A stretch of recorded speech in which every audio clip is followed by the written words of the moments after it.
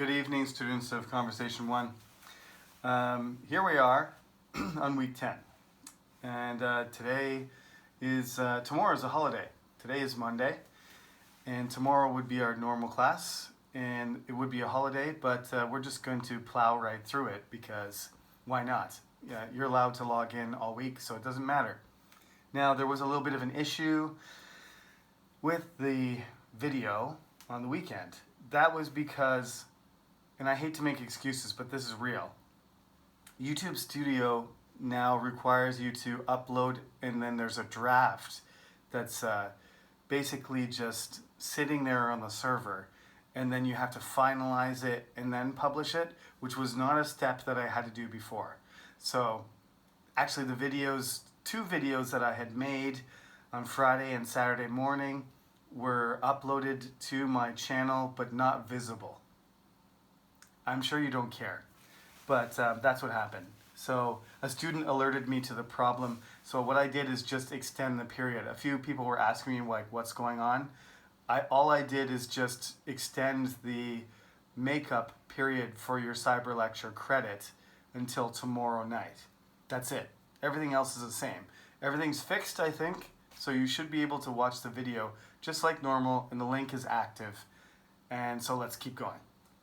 So today is week 10. The chapter title is I Love Chocolate. And I'm going to say straight out of the gate that I don't love chocolate. I mean, everybody likes or loves different things. If I was going to choose a taste that I liked the most, I wouldn't even go so far as saying loving it. I like salt. I like salty things more than I like sweet things. So, but some people are crazy about chocolate. So there's a whole bunch of stuff on the first page about chocolate, but then it starts to go into cooking and what can you make and what things you like to eat, and it gets into all this vocabulary like boiling and cutting and frying and mixing and pouring and serving and stirring. And this is all very good stuff for you to know because I learned to cook by the process of cooking individually. And, you know, I'm old, so when I finished university and I was in university, the internet was less developed and there wasn't a billion recipes out there. So, you know, some of the things I tried to cook were like trial and error. But nowadays you can cook whatever you want. And it's good to know how to cook. It's good to know the language so that you can be taught how to cook by reading. And if you know Korean, you can cook Korean food better because the best Korean recipes are written in Hangul. And the same goes for every other culture. And I'm looking at how to do our presentations. It looks like the best thing for us to do is for you to record yourself on some device, your tablet or your iPad, or, well, that's a tablet, but your computer, your webcam, your laptop, or your phone for 5 minutes and give me a presentation. I think that's what we're going to do. And you'll just have to submit the presentation to me, and I'll have to evaluate it instead of having a live audience. And I think that's not as good as having a live audience in one way, but in another way, it's going to teach you a different skill, which is the skill that I have developed this semester: how to talk to a phone, or how to talk to a webcam, or how to talk to your laptop and pretend like there's somebody there when there isn't. That's, believe it or not, it's pretty hard. So that might be a skill also that you need in the future. So going forward, I think you will have to do a presentation, but we'll talk about that later and not today. So cooking, though, most of the chapter deals with cooking in general. And as usual, there's a couple of grammar points like talking in the passive voice. Passive voice, for example, they're talking about chocolate again, but active voice means something like people make chocolate from cacao beans. And the passive voice is chocolate is made from cacao beans. Okay? So that kind of thing, those grammar rules can be incorporated into it. The passive voice, the reason that they're talking to you in the passive voice is because a recipe would normally be written in the passive voice. So it's just something to get used to. If you're not writing a recipe, you don't need to really develop it, but perhaps you will. I've had students do presentations on cooking something or baking, and then you should know that when you're sharing a recipe, that's how you write it and that's how you express it. But let's just say, for this topic, I'm going to change it a little bit. I made my own title here, Things You Love Too Much. Because usually how I deal with this topic is just by saying, you can talk about something that you love, or you can talk about something that you hate. And it should be probably something that you consume.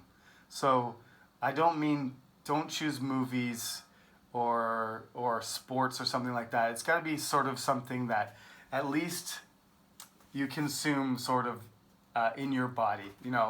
I don't think anybody's going to choose something like drugs, but smoking certainly could be an option, right? There's all kinds of different ways of smoking and things to smoke, and they're highly addictive. So the way that we're going to handle this topic really is to talk about, you can choose something that you really like, that you love, or want all the time, something that tempts you, something that makes you want it when you see it and you're like, oh, I really want that, but I shouldn't because I'm on a diet. That's like in my case, there's one thing that I rarely see in Korea, and that's pie, right?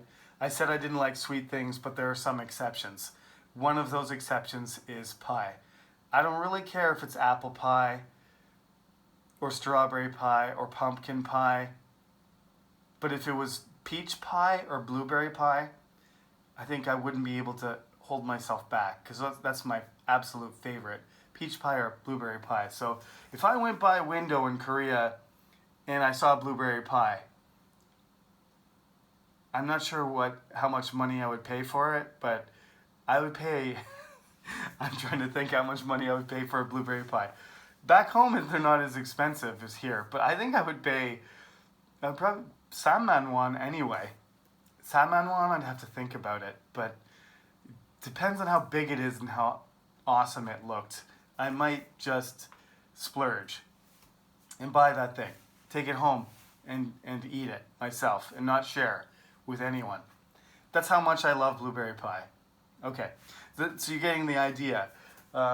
This is something that you really want or love too much. So, I mean, part of a good answer to this question, part of it is the fact that loving this thing is probably, I mean, you can love it, but you have a tendency to overdo it, right? So there's a really good expression. I'm going to use my tiny little board here. A couple of people said my board was cute, and some people said, I feel sorry for you because your board is too small. Well, that's the one I ordered, but actually I don't have, a really good way to hang a board or anything, so I guess this is what we have. So I will write on it for once. And this is something my mother always said to me. She always said, everything in moderation. Right? There's also an expression, sorry, I got too close to the screen there, to the camera. But there's also an expression, you can never have too much of a good thing. But I think that's really a terrible expression to follow. It's not a good expression to live your life by, because you can have too much of a good thing, definitely. Everything in moderation, it's a good expression for almost everything. Like some people that do moderate amounts of things, we sort of accuse them of being less fun sometimes, because, when you want to party and stuff, some of you are freshmen, most of you are freshmen, you probably want to do more of something, not less. But moderation doesn't mean doing nothing or none of it. It just means controlling yourself and being balanced, right? You can have it, just don't do too much of it, no matter what it is. And we're talking about food here, but you can apply it to almost anything. And it's really a more comfortable, it's a much better way to live, it's a much better advice for you to live your life like that than, one of the most famous expressions going around, has been going around for a while. It's not new or anything, but YOLO is what a lot of the current younger generation likes to use, rather than saying you only live once. That's what it means, YOLO. You only live once. Now the YOLO attitude just means take a chance, have a risk, do something crazy, enjoy yourself, because you never know what's going to happen.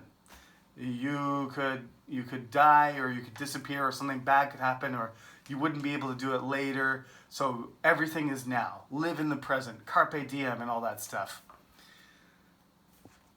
I guess because I'm older, I kind of did that too. Every young person kind of thinks they're invincible and likes to do extreme things sometimes.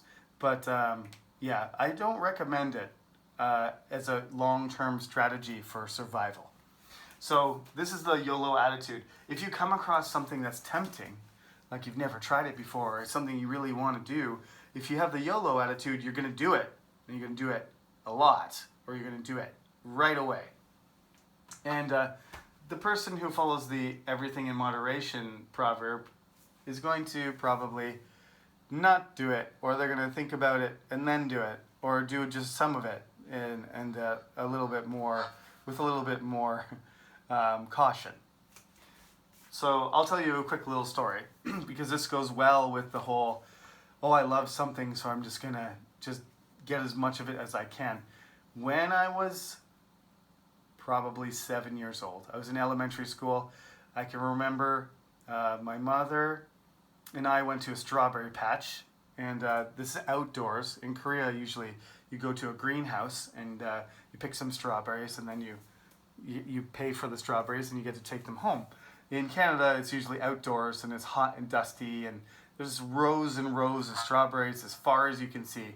Canadian farms are gigantic, especially compared to Korean ones. So yeah, it's something most Koreans probably have never seen. But as far as you can see, there's basically strawberry plants.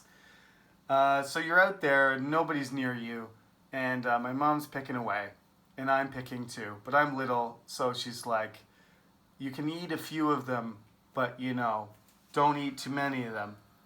Put them in the basket. If you eat too many of them, you're going to be sick. Okay? But I was like 7 years old or 8 years old. So basically what I did was I put one in the basket and I put one in my mouth. I put one in the basket and one in my mouth until I'd eaten probably 100 strawberries or something, which is not what the owners want. It's not very nice to the owners of the strawberry patch because you're not paying for them. But I discovered it wasn't very nice to my stomach either. So I had pretty serious stomach ache and the rest of the afternoon or whatever it was not pleasant for me. So this is my strawberry patch illustration of everything in moderation. 10 strawberries would have been great. 100 strawberries was far too many. So you can take this, you can apply this to anything you want, but I would like you to choose something that you love too much. An addiction would be great. Usually I just recommend somebody to pick something they're addicted to. It can be shopping, it can be eating strawberries, it can be eating chocolate, it can be, some of you, it could be alcohol. I'm not asking you to confess your personal habits, so you can decide whatever your addictions are and you don't want to share them, you don't have to share them. Like I said, it's something, if you consume it in some way, like you buy it or you eat it or you smoke it or something like that, or you use it, maybe it's, I don't know, maybe you're addicted to makeup or shoes or something like that. If it's a product that makes it easier rather than like a behavior, just a behavior is less what I'm looking for. Just something that you get and that you want and you need, a desire. Okay? So the essential part of that is you can't control yourself. Now, there's always some, I don't know why this keeps doing this. There's always some flexibility built into these questions. So it's okay if you talk about yourself. It's okay if you talk about your friend or your brother or your parent. If you're not comfortable talking about your own addiction, or you don't feel like you have one, congratulations if you don't, because that's good for you. But if you have a friend who's addicted to smoking or drinking or chocolate or whatever it is, donuts, I don't know, whatever the thing is, you can use them as an example, and you can talk about somebody, you know, in the second or third person, rather than saying, I am addicted. You can say, my friend is addicted and he does this, right? Or you can talk about the person's name if you want. I don't know who your friends are or your family members are, so if you want to use the person's name or you want to refer to them just in pronouns as he or she, that's fine too. So you're welcome to do that. Also, if you want to talk about something you absolutely dislike, which would be something, I'm running out of space here, right? Something that you're averse to, which would be an aversion, right?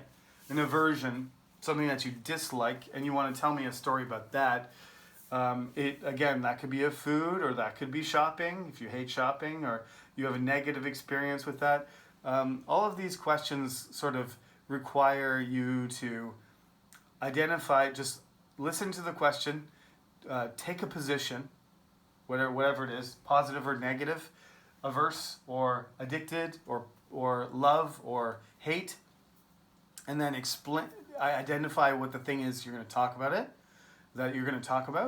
and then after you talk about it, you can choose to explain it in detail and how it developed and what you believe about it or a perspective on it. That's one choice. It's a little bit more difficult, though, than you going ahead and saying, okay, well, the story about me hating broccoli is related to, when I was growing up, my mother insisted that we always need to eat broccoli, so I didn't like it, and I thought it looked like miniature trees, and it has a terrible smell, and I had trouble eating it. So then my mother decided to put cheese on it and cook it because I wouldn't eat it raw.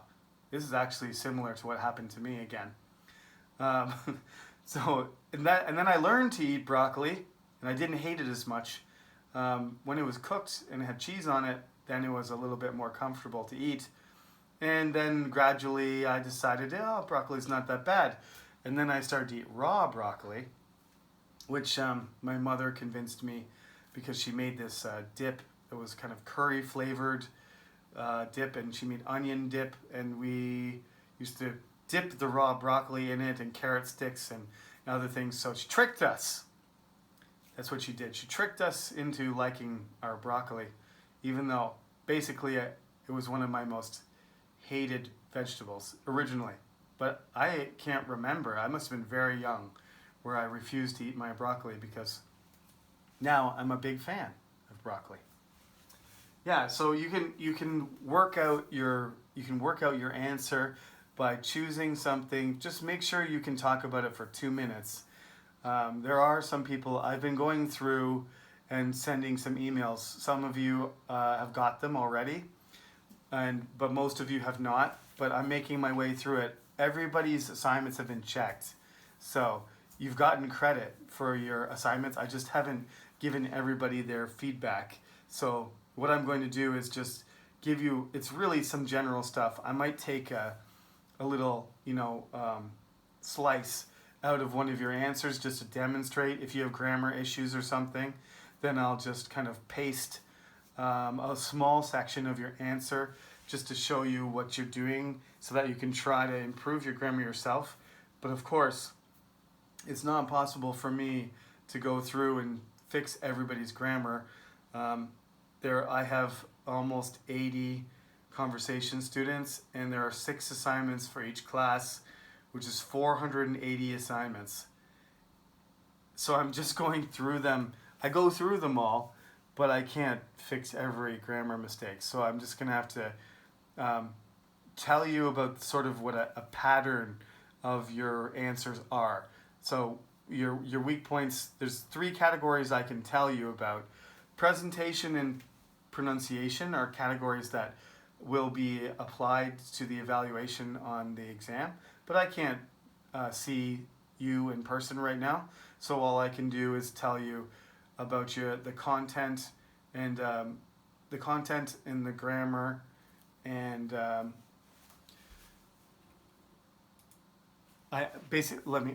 me rewind. The content, the grammar, and the fluency I'm going to judge, and I rather than saying A, B, C, D or something like that, because I didn't grade them, I'm just going to say, your content is really good, or excellent, or it's acceptable, or it needs improvement, or it's unacceptable. And unacceptable means you just didn't, that part is not done properly.